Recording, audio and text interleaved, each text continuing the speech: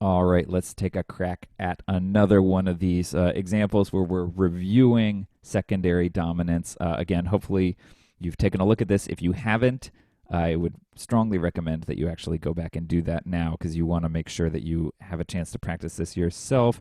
We're looking here at Herzlich, thut, mich, verlagen. I'm sure my pronunciation is just perfect. So let's take a listen to how this one sounds, and then we'll talk it through.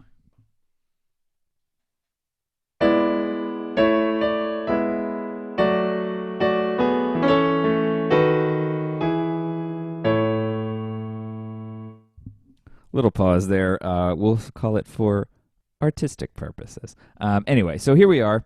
Hopefully, you quickly recognized that we're in the key of A major, one of the keys that for whatever reason I just don't like. But you know what?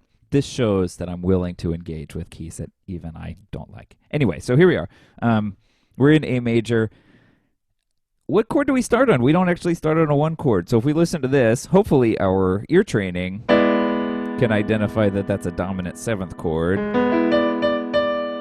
right? Sort of pulling us to beat one, which happens to also be a one chord. So what chord is that leading us to one? The root is E. Oops, that's not an E. E in the alto, so root, third, fifth, seventh. So it's a 5, 6, 5 chord. Why 6, 5? Because the third of the chord, G sharp, is in the bass, and as I mentioned, it's a seventh chord, right? So 5, 6, 5 going to 1, no big deal there. Got a little passing tone up in the soprano part. Where do we get to on beat 2? What's that? Should have it as a 5, 6 chord, right? Because, it's the same chord essentially as we had on the pickup here. It's E, G sharp, B, and look, even the spelling, E in the alto, G sharp in the bass, B in the tenor, and then instead of the seventh up top, the sopranos are just singing the root. They're doubling the root. All right, so 5, 6. This should have, I hope you might have had a couple of moments here where you thought you were going crazy on this. What's this chord on beat 3? It's actually a 4, 6 chord, and you may be saying, wait a second, we always said don't go 5, 6 to 4, 6. Well, this is one of those weird instances where it can happen where the bass line is doing this sort of like do, ti, la, sol kind of thing, right? Sort of, right, that marchy thing.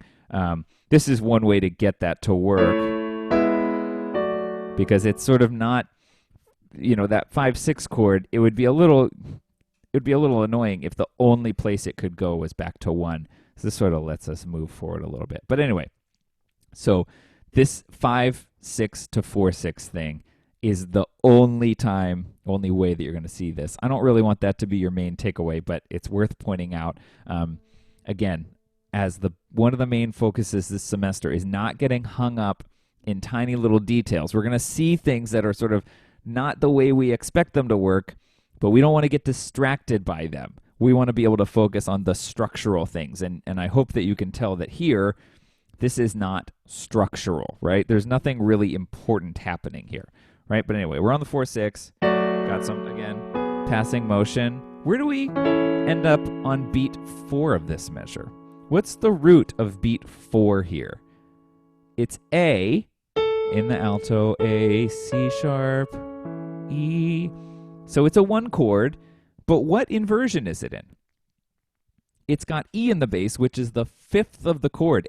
A, C sharp, E, and we got the 5th in the bass. And so that makes this a 1, 6, 4 chord, which is really kind of unique.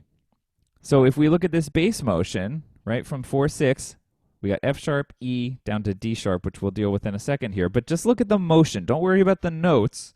What kind of motion is going on in that bass line? How is it moving through the 6/4 chord? It's passing, and so that would make that a passing 6/4 chord, right? That makes it seem a lot less strange that we have a random 1/6/4 chord in there, right? Because it's passing, right? We want to remember with these inversions, as we're going to see more and more funky ones, they have specific purposes and roles. And the 6/4 chord, even though, like in the last example we were looking at, we had that 4/2 chord, that 5/4/2 of 4, just because there's new exciting stuff that we wouldn't have expected, it doesn't change the standard way that so many of these things work. And so this passing 6/4, very typical. Okay, so we get through that, right? And then we get to this delicious chord with the D sharp in the bass. Oh yeah, right? So let's think about that. Which of those notes should stand out? Hopefully it's the D sharp, and that should clue us into the fact that we've got something going on here. D sharp is very much not in the key of A. So what is D sharp doing? Well, it looks to me like it's leading to E, right? It's leading to E because it's the leading tone of E. And so this is another secondary chord. Take a second, stack these notes, see if you can figure out what the root is. Well, if D sharp was the root, what would be the spelling of the chord? It would be a D, F, A, C chord. If it was the 7th, we got 4 notes. We don't have a C there, so D sharp is not the root, but instead, it's a B, D sharp, F sharp, A chord. So B's the root. We're going to E, right? B happens to be 5 of E. What's E in the key of A?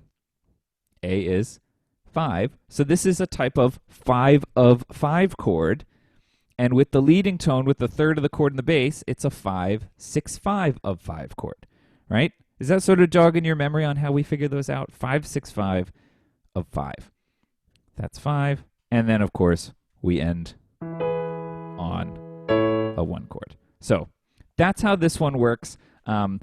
Obviously, there's some funky stuff inversion-wise here, but again, we don't want to get distracted by that. We want to keep our passing, our cadential, our pedal 6/4 things in line.